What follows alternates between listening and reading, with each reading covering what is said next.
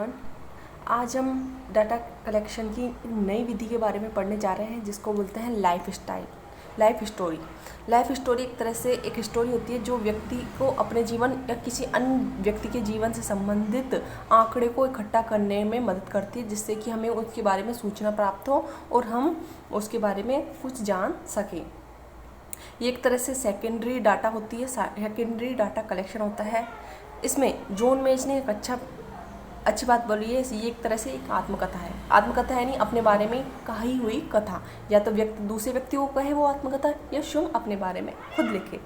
आत्मकथा व्यक्ति के अपने स्वयं के बारे में लिखता है, या दूसरों उसके चरित्र के बारे में, या किसी अन्य व्यक्ति की जीवन संबंधित घटनाओं के बारे में लिखता है। जॉन मेज की ये अच्छी परिभाषा देखने को मिलती है। उसके बाद फेस्टिंगर और केटिच ने कहा था कि ये डायरी, जैसे कि विद्वानों ने डायरी को जीवन इतिहास की श्रेणी में रखा है, यानी डायरी एक इम्पोर्टेंट रोल प्ले करती है।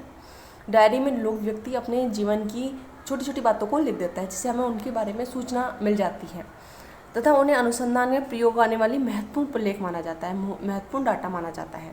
और इस डायरी का प्रयोग हम हिस्ट्री में करते हैं, इकोनॉमी में करते हैं, साइकोलॉजी में करते हैं। इस प्रकार सांस्कृतिक एथनोग्राफी में भी हम आत्मकथाओं के रूप में इसका यूज करते हैं कहीं ना कहीं। और क्लूकोहन ने इसको निष्क्रिय साक्षात्कार कहा है, यानी एक तरह से साक्षात्कार होता है लेकिन व्यक्ति उसमें सामने नहीं होता। इसके भाग देखें तो जीवन इतिहास के 4 भाग हैं। स्वतः लिखित, यानी जो अपनी व्यक्ति अपने बारे में खुद लिखता है।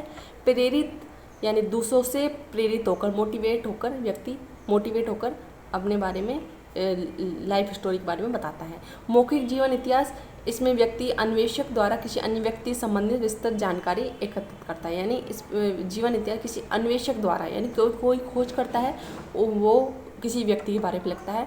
और संकलित जीवन इतिहास, यानी कोई व्यक्ति किसी अन्य व्यक्ति के जीवन से संबंधित जानकारी पुराने पढ़े हुए पन्नों से इकट्ठा करके मिलता है। इस प्रकार स्वतः लिखित, प्रेरित जो व्यक्ति स्वयं के बारे में परंतु अन्य व्यक्तियों से प्रेरित होकर लिखता है, स्वयं के बारे में लिखता है पर लेकिन अन्य व्यक्तियों से मोटिवेट होकर लिखता है। मौखिक इतिहास,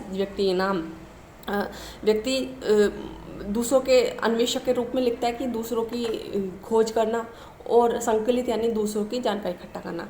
क्षेत्र के बारे में देखें तो क्षेत्र के में गहन और गुणात्मक अध्ययन मिलता है, इसमें परिणात्मक अध्ययन मिलता है, परिवर्तन विकास के अध्ययन में महत्वपूर्ण भूमिका निभाता है और व्यक्तिगत अध्ययनों में महत्वपूर्ण रोल प्ले करता है। इसके पहलू देखें तो जॉन डोलाइड एक तरह से एक रिसर्चर थे, इतिहास के प्रयोग से निम्नलिखित पहलू की खोज की। जीवन के इतिहास से संबंधित महत्वपूर्ण जो पहलुओं की खोज की, जिसमें से वो संस्कृति, ये इतिहास में लिखा जा रहा है कि वह किस प्रकार की संस्कृति का प्रतिनिधित्व करता है, उसकी संस्कृति के बारे में पता चलता है। व्यक्ति के, उसके परिवार, उसके क्या प्रभाव पड़ा उसके बारे में पता चलता है। व्यक्ति से बचपन से लेकर वर्तमान समय उसे सुंदर ढंग से लिखा होता है। और व्यक्ति के विशेष कार्य जैसे सामाजिक भूमिका में उसकी क्या रोल प्ले किया वो लिखा होता है। और उसमें एकत्रित तथ्यों को व्यवस्थित ढंग से रखा जाता है। इस प्रकार पहलुओं को देखा गया है। उसके गुण देखें तो गुण तो ये है कि इसमें गहन और सूक्ष्म अध्ययन अच्छी तरह से किए जा सकते हैं। व्यक्ति के बारे में पूर्ण घटना मिल सकती है, व्यक्तिगत अनुभव में वृद्धि होती है, दीर्घकालीन घटनाओं की प्रयोगों में महत्वपूर्ण भूमिका प्ले करता है। लेकिन इसके दोष क्या क्या है, इसमें अस्पष्ट और एक वैज्ञानिक होता है। कुछ बातें तो लिखी होती, कुछ बातें नहीं लिखी होती, क्या पता वो अपनी छुपी हुई बातें किसी को बताना नहीं चाहते हो। सीमित अध्ययन मिलता है, दोषपूर्ण सामान्यीकरण है और पक्षपात यानी बायसनेस हो जाती है किसी न किसी कारणवश। और अप्रमाणित अध्ययन मिलता है, हम उसको प्रमाण करके ध्यान नहीं दे सकते कि वो सही लिखा गया है नहीं लिखा, क्योंकि एक तरह से वो अपने बारे में लिखेगा तो अपनी बुराइयां तो लिखेगा नहीं, इस वजह से। और अत्यधिक आत्मविश्वास देखने को मिलता है, जैसे कि हर किसी में नहीं होता। इस प्रकार इसके कुछ गुण और कुछ दोष भी हैं। इस प्रकार हमारा जीवन लाइफ हिस्ट्री यहाँ पे कंप्लीट होता है।